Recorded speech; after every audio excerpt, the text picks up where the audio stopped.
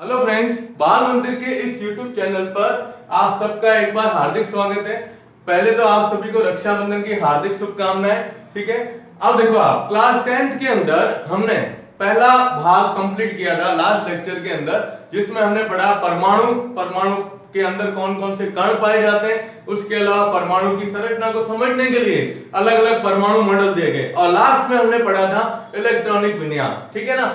आज हम इस पार्ट का सेकंड पार्ट शुरू करने जा रहे हैं और वो है तत्वों का वर्गीकरण या आवर्ती वर्गीकरण, जिसे हम शॉर्ट के अंदर तो बोलते हैं आवर्त सारणी, पीरियोडिक टेबल के नाम से जाना जाता है। क्या हुआ था, वास्तव में ये चीज आती है कि जब तत्वों का हम कोई भी अध्ययन करना चाहें तो अध्ययन करने के लिए क्या होता है, वर्गीकरण की आवश्यकता होती है। जैसे हम कोई विस्तृत वर्णन पढ़ते हैं तो अगर आप उसको क्लासिफिकेशन करके पढ़ोगे तो बहुत ही सिंपल तरीके से उसको याद किया जा सकता है। ठीक है ना।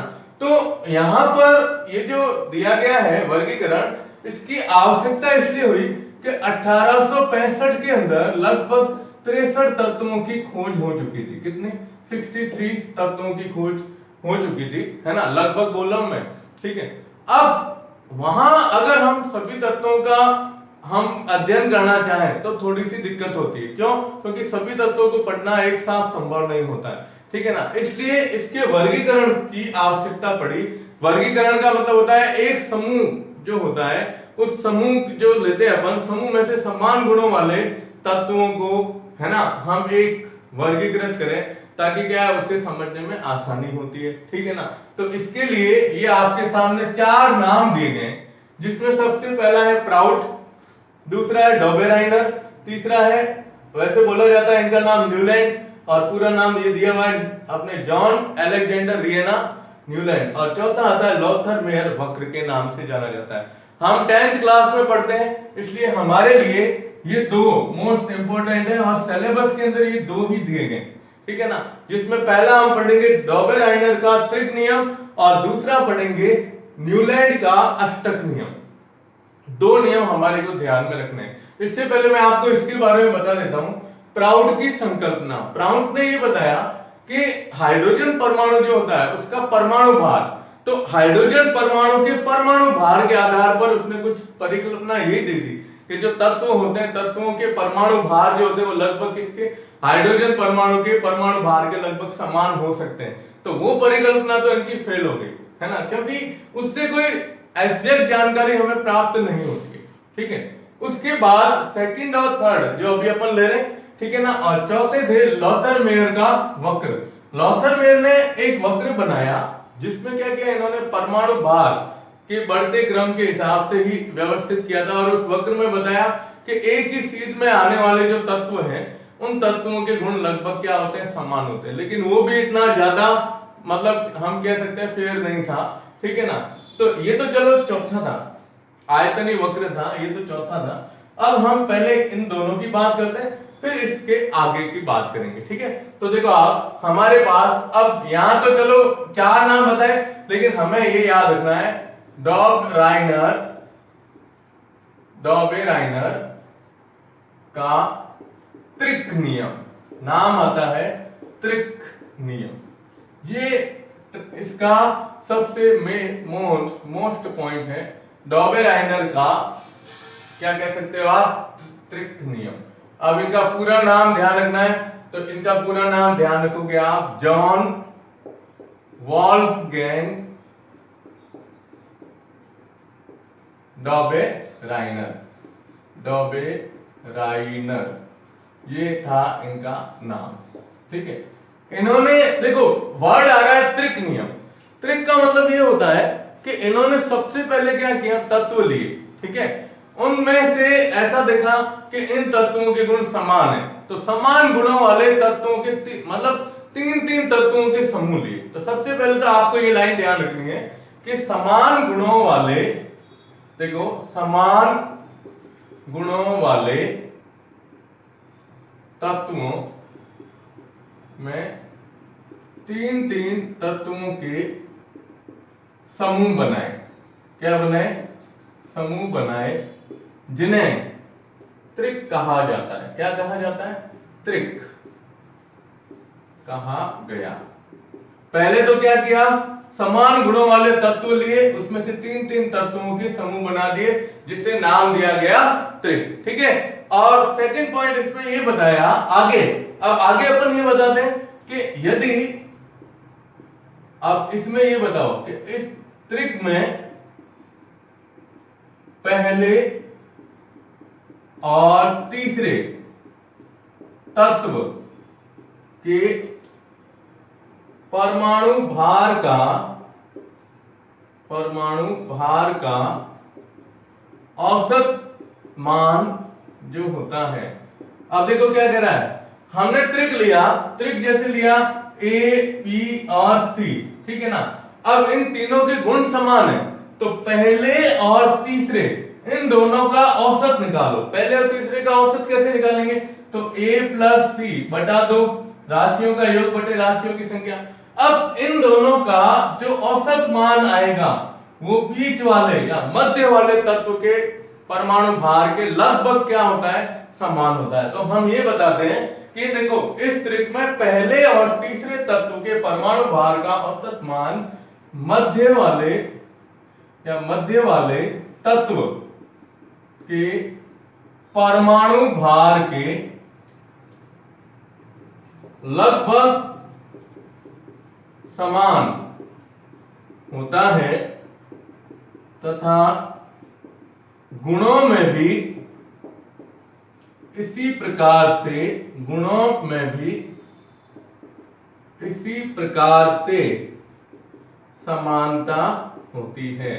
गुणों में भी इसी प्रकार से क्या होती है, समानता होती है। और यही नियम था जिसे कहते हैं डॉबेराइनर का त्रिक नियम। देखो क्या कहता है, पहले तत्व लिए, उन तत्वों का त्रिक बनाया, मतलब तीन तीन के समूह बनाए। ठीक है, अब तीन समूह में पहला और तीसरा लिया, तो पहले और तीसरे के परमाणु भार का औसत मान निकाला।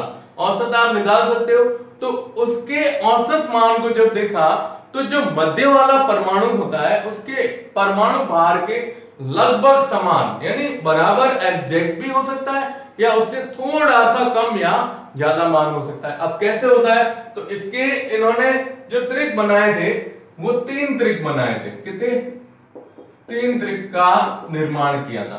ठीक है, तो हम सबसे पहला जैसे एग्जाम्पल लेते हैं, तो एग्जाम्पल के अंदर जैसे पहला त्रिक अपन लेते हैं। तो पहला त्रिक लिया इन्होंने, देखो तत्व सबसे पहले, ठीक है, तो तत्व लिए इन्होंने लिथियम, सोडियम और पोटेशियम। अब मैं इसके नाम भी लिख देता हूं, लिथियम, ठीक है, दूसरा सोडियम और तीसरा आया ये अपने पोटेशियम। ठीक है, अब आप इनके परमाणु भार लिखो। क्या लिखते हैं, परमाणु भार। तो लिथियम का परमाणु भार होता है 7, इसका सोडियम का होता है 23 और इसका होता है 39। अब इधर निकालो औसत मान। तो औसत क्या देता है, देखो क्या कह रहा है ये औसत, पहले और तीसरे तत्व, पहले का परमाणु भार कितना है 7, ठीक है, प्लस तीसरे का परमाणु भार कितना है 39, ये बटा 2। क्यों करेंगे, क्योंकि राशियों का योग बटे राशियों की संख्या। अब इन दोनों को जोड़ोगे तो कितना आएगा, 46 बटा 2, कितना आया 23। ये औसत मान आया है पहले और तीसरे तत्व का। ठीक है, और ये पहला और ये तीसरा तत्व था। अब इस तत्व के ये जो औसत मान है, ये औसत मान किसके बराबर है, बीच वाले तत्व के समान होता है। ठीक है ना, तो ये पहला इसका त्रिक का उदाहरण है। ठीक है ना, तो आप इसका स्क्रीनशॉट ले लो, उसके बाद अब इस दूसरा और तीसरा त्रिक और बताता हूं मैं। ठीक है, चलिए इसका स्क्रीनशॉट लो जल्दी से। ओके, चलो अब इसका आगे अपन लेते हैं दूसरा और तीसरा त्रिक। देखिए, अब दूसरे त्रिक में मैं आपको मान लिखवा रहा हूं, औसत आप खुद निकालना। ठीक है, निकालना है आपको। तो दूसरा त्रिक है, चलो ये दूसरा त्रिक, और इसके अंदर अपन लेते हैं तत्व और परमाणु भार। ठीक है, ये आएगा आपके CA, SR और BA। अभी अपन इसके नाम भी लिख देते हैं, ठीक है। और औसत मान, तो ये अपना इसके अंदर अब आप औसत तो आपको अब निकालना पड़ेगा, ठीक है। ये CA है, CA को बोलते हैं अपन कैल्शियम, ठीक है। SR स्ट्रांशियम बोला जाता है, लेकिन इसको जब लिखते हैं ना तो स्ट्रॉन्टियम लिखते हैं। क्या लिखते हैं? स्ट्रॉन्टियम, ठीक है। BA होता है बेरियम।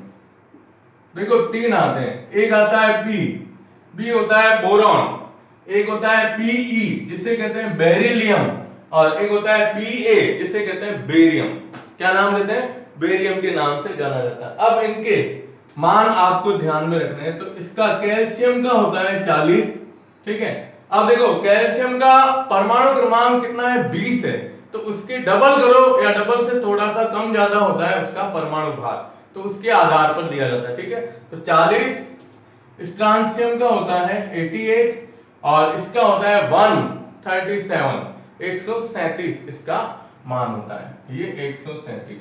अब आप औसत निकालोगे ना तो इसके लगभग बराबर होगा, यानी क्या होगा? 40 प्लस 137 बटा 2। अब मान मैं आपको बता देता हूं, देखो 40 और 30 कितने हुए? 70, 177 बटा 2 मान आया, 177 बटा 2। अब आप इसका औसत निकालोगे तो इसके बराबर, लगभग बराबर होता है, ठीक है। ये दूसरा ट्रिक। अब फिर लेते हैं तीसरा ट्रिक। अब तीसरे ट्रिक के अंदर देखो तत्व, और तत्व के बाद अब तत्व इसमें होता है क्लोरीन, ब्रोमीन और आयोडीन, ठीक है। और ये औसत मान, ठीक है। ये आप इसके, अब यहां पर अपन इसमें क्या लिख देंगे? नीचे परमाणु भार, ठीक है। ये है क्लोरीन, ये है ब्रोमीन और ये है आयोडीन, ओके। अब आपको इसके औसत मान, अब देखो इसका आप निकाल दोगे अपने आप, ये निकालना है, ध्यान रखना, ये इसके लगभग बराबर होगा, ठीक है। अब क्लोरीन है, इसका परमाणु भार होता है 35.5, ठीक है। ब्रोमीन का होता है 80, कितना? 80, और इसका आयोडीन का होता है 127। 35.5, 80 और 127, ये मान इसके अंदर आपको ध्यान में रखना है, ठीक है। अब आप इसका औसत निकालोगे तो 35.5 प्लस 127 बटा 2। अब ये मान आपको खुद करना, ठीक है। तो देखो डॉबेराइनर ने ये प्रयास किया था कि मैं तत्वों को समूह के रूप में परिवर्तित करूं, उनको वर्गीकृत करूं, ताकि गुण जो होते हैं वो समान आए।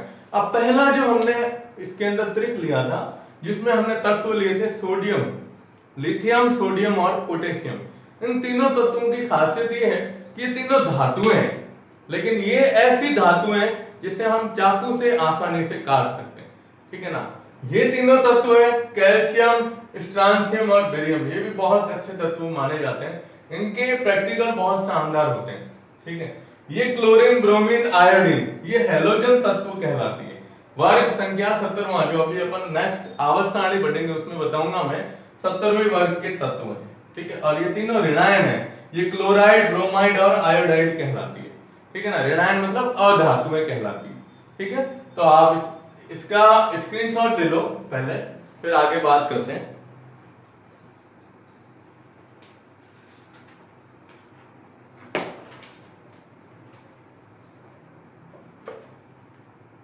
ओके। अब देखो ये डॉबेराइनर का जो त्रिक नियम था, इसकी कमी यही थी कि इसमें केवल 3 त्रिक ही बनाए थे। इसके आगे जैसे जैसे नए तत्वों की खोज होती गई तो उस ट्रिक को नहीं बना पाए थे, ठीक है ना। तो ये थोड़ा सा इसके बारे में ध्यान रखिएगा आप। तो इसकी कमी लिख देना, कमी क्या लिखोगे?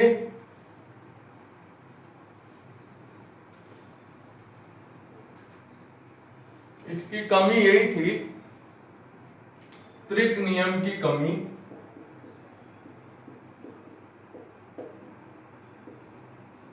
कमी यही थी कि यह केवल 3 त्रिक ही बना पाए।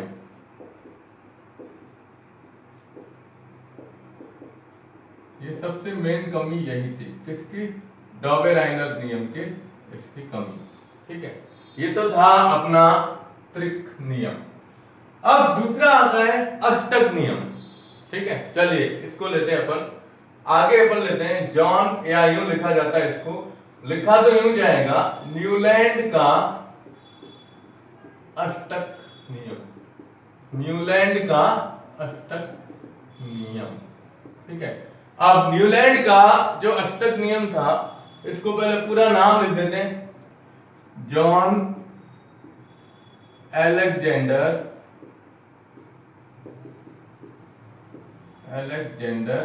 ठीक है, रिएना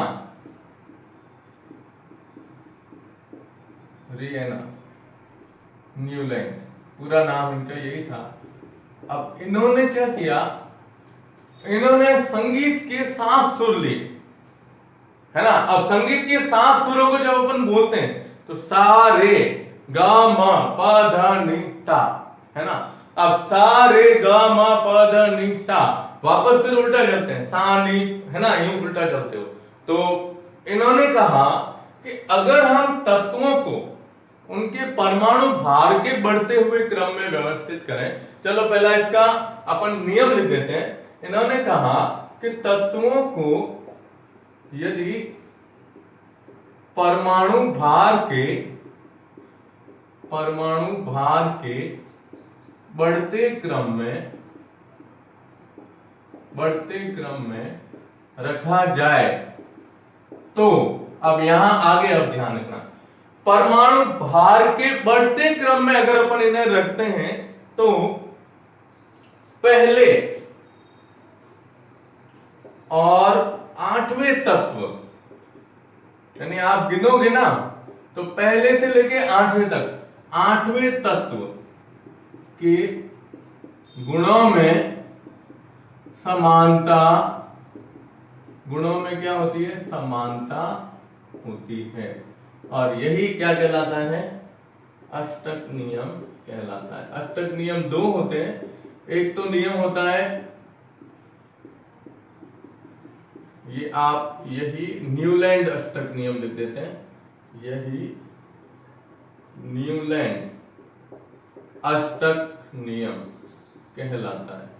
ठीक है ना, क्योंकि एक अष्टक नियम आपने पढ़ा होगा कि परमाणु जो होता है वो अपने बाह्यतम कोश में 8 इलेक्ट्रॉन जाता है, इसके लिए वो इलेक्ट्रॉन त्यागता है या ग्रहण करता है, वो अष्टक नियम अलग है। और ये नियम है, ये अष्टक नियम न्यूलैंड का कहलाता है, जिसके हिसाब से इसमें बताया कि परमाणु भार के बढ़ते क्रम में अगर अपन उसे तत्वों को व्यवस्थित करते हैं तो व्यवस्थित करने पर ये कहा जाएगा कि पहले और 8वें तत्व के गुणों में क्या होती है? समानता पाई जाती है। ये नियम दिया गया था, याद रखना, 1865 के अंदर। 1865 में न्यूलैंड के द्वारा ये नियम दिया गया था। अब हम तत्व लेते हैं, है ना। तो देखो, जिस उस समय जो तत्वों की खोज हुई थी उसके आधार पर इन्हें व्यवस्थित किया गया। सबसे पहले अपन लेते हैं लिथियम, ठीक है, फिर beryllium, boron, carbon, nitrogen, oxygen और फ्लोरीन। अब ये आपको तत्वों के नाम तो याद रखने हैं, मैंने पहले ही बता दिए परमाणु क्रमांक के हिसाब से, है ना। उसके बाद देखो, फ्लोरीन होता है परमाणु क्रमांक संख्या 9। 10 नंबर नियॉन थी, अपन ने लिए थे ना नियॉन, तो उस समय नियॉन की खोज नहीं हुई थी, इसलिए हम फ्लोरीन लेते हैं। और फ्लोरीन के बाद 11 नंबर शुरू करते हैं सोडियम से, तो सोडियम 11, 12 आएगा मैग्नीशियम, 13 आएगा एल्यूमिनियम, फिर ये आ गया कार्बन के ये एल्यूमिनियम 13, 14 सिलिकॉन, 15 आ जाएगा फास्फोरस, 16 आ जाएगा सल्फर और 17 नंबर क्लोरीन। 18 नंबर फिर आर्गन गैस थी तो उसकी भी खोज नहीं होती। फिर 19 नंबर अपन क्या लेते हैं? पोटेशियम, और 20 नंबर लेते हैं कैल्शियम। ये तो इन्होंने क्या किया, इन तत्वों को इस प्रकार से अंदर इसमें व्यवस्थित कर दिया, ये इस तरह से।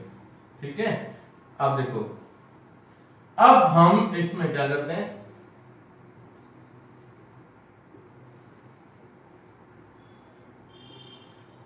ये यहां तक ये लिथियम से शुरुआत करते हैं, ठीक है।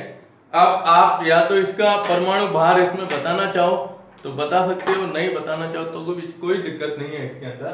अब लिथियम का परमाणु क्रमांक देखो, ये 3 4 5 6 7 8 9, फिर ये आ जाएगा 11 12 13 14 15 16 17, ये आ जाएगा अपने 19 और 20, ठीक है। लिथियम, अब लिथियम का परमाणु क्रमांक होता है 3। अभी अपन ने लिथियम, सोडियम और पोटेशियम का उदाहरण लिया था। तो लिथियम का अब देखो, ये यहां अपन मैं बता देता हूं इसमें नीचे, ये परमाणु भार, यहां से अपन शुरू करते हैं परमाणु भार, इसके नीचे लिख दूंगा, ठीक है। ये परमाणु भार, क्योंकि इन्होंने परमाणु भार के बढ़ते क्रम में इन्हें व्यवस्थित किया था, ठीक है। अब परमाणु भार लिखते हैं। लिथियम का अभी अपन ने लिखा था 7, ये 7, इसका था 23 और इसका कितना था 39, इसका परमाणु भार आ जाएगा 40। अब मैग्नीशियम, अब देखो बेरिलियम, बेरिलियम का परमाणु क्रमांक 4, तो डबल करो तो कितना हो जाएगा 8, अपन बता सकते हैं। तो इसका 8 पॉइंट समथिंग होता है, इसलिए इसको दिया गया है 9। इसका है 11, इसका है 12, ये है 14, ये है 16, ठीक है। अब ये देखो आप, ऑक्सीजन 8 है, 8 2 16 के रूप में इसे लिखा जाता है। फ्लोरीन का परमाणु क्रमांक होता है 9, तो 9 2 18 होता है, लेकिन इसका परमाणु भार 19, इसका होता है 35.5। अब सल्फर देखो 16 है, तो 16 2 32। फास्फोरस, फास्फोरस का 15 है, लेकिन 15 ना इसका परमाणु क्रमांक है, लेकिन इसका जो भार है वो 31 लिया जाता है। कितना होगा, ये इसका 31 के रूप में लिखा जाएगा। सिलिकॉन, एल्यूमिनियम, अब मैग्नीशियम लेते हैं तो मैग्नीशियम का हो जाएगा 24, ठीक है। एल्यूमिनियम होता है 13 2 26, 26 पॉइंट समथिंग होता है, ये 27, और सिलिकॉन है 14, तो 14 2 28, लेकिन इसका 28 लेते हैं अपन, तो ये परमाणु भार आ गया 28। अब ये सारे क्या है, जो रेड पेन से मैंने लिखे हैं, ये सभी क्या है, परमाणु भार है, ठीक है। अब इनका नियम देखो आप, नियम क्या कहता है, नियम ये कह रहा है देखो कि पहले और 8वें तत्व के गुणों में समानता पाई जाती है, पहला और 8वां। अब अगर आप लिथियम को पहला नंबर देते हो तो देखो ध्यान से दीजिएगा, ये मार्क से कर रहा हूं, ये पहला नंबर है, तो 1 2 3 4 5 6 7 और 8, यानी पहले और 8वें तत्व, यानी अपन क्या कहते हैं, लिथियम और सोडियम के गुणों में क्या होगी, समानता होती है, ठीक है ना, लिथियम और सोडियम के गुणों में। अब सोडियम से वापस उल्टे चलो, तो देखो 1 2 3 4 5 6 7 और 8, यानी क्या आ रहा है, लिथियम आ रहा है ना। तो इन दोनों तत्वों के गुणों में क्या होगी, समानता होगी। फिर हम आगे बढ़ते हैं, जैसे बेरिलियम लेते हो तो बेरिलियम को पहला नंबर मानते हो, तो बेरिलियम से शुरुआत करो, 1 2 3 4 5 6 7 और 8, यानी कौन सा आया, मैग्नीशियम। तो बेरिलियम और मैग्नीशियम के गुणों में क्या हो जाएगी, समानता, ठीक है। यानी यहां लिखते हैं कि लिथियम से 8वां तत्व कौन सा है, सोडियम है, सोडियम है, ठीक है ना। तो दोनों के गुण क्या होंगे, दोनों के गुण क्या होंगे, समान होते हैं, दोनों के गुणों में क्या होगी, समानता होगी। इसी तरीके से सोडियम से चलो, अब देखो ये इसको एक नंबर लो आप, तो 1 2 3 4 5 6 7 और 8, 8वां कौन सा आया, पोटेशियम। तो सोडियम से 8वां तत्व कौन सा आता है, पोटेशियम है। तो इन दोनों के गुणों में भी क्या होगी, तो दोनों के गुण क्या होंगे, समान होंगे। ये किसने कहा था, न्यूलैंड के द्वारा कहा गया। ये मैंने एक जनरल उदाहरण बताया, आप यहां से लो, इसको पहला तत्व मानो, किसको, नाइट्रोजन को। सुनिएगा, चलो मैं इसको रेड मार्क, ये ग्रीन मार्क से कर देते हैं, इसको मैं पहला तत्व लेता हूं, देखो ये पहला तत्व। अब इससे 8 गिनो, 1 2 3 4 5 6 7 और 8, कौन सा आया, फास्फोरस। तो पहला और आठवां यानी नाइट्रोजन और फास्फोरस के गुणों में क्या होगी, समानता होगी। तो इस तरह से इन्होंने बताया कि तत्वों को यदि परमाणु भार के बढ़ते हुए क्रम में व्यवस्थित किया जाए तो पहले और आठवें तत्व के गुणों में क्या होती है, समानता होती है। अब अपन संगीत के साथ सुर लेते हैं ना, तो क्या लिखेंगे, सा रे ग म प ध नि सा। अब वापस उल्टा चलेंगे तो वापस चलोगे तो इधर क्या आएगा, सा ही आएगा, है ना। तो इस तरह से न्यूलैंड ने समझाने का प्रयास किया था। उस समय जितने तत्वों की खोज थी उसके आधार पर इन्होंने ये नियम दिया, लेकिन इस नियम की कमी यही थी कि ये नियम केवल यहीं तक सीमित था। कहां तक, कैल्शियम तक। इसके आगे यहां अपन इसकी कमी बता देता हूं मैं। कमी ये थी कि यह नियम कैल्शियम तक ही लागू रहा। इसके बाद इसके अंदर कोई आगे ये नियम लागू नहीं हुआ आगे वाले तत्वों के लिए, ठीक है ना। ये तो है एग्जाम्पल, ये ध्यान रखना, ये एग्जाम्पल के हिसाब से बताया है और ये इसकी क्या है, कमी है, ठीक है।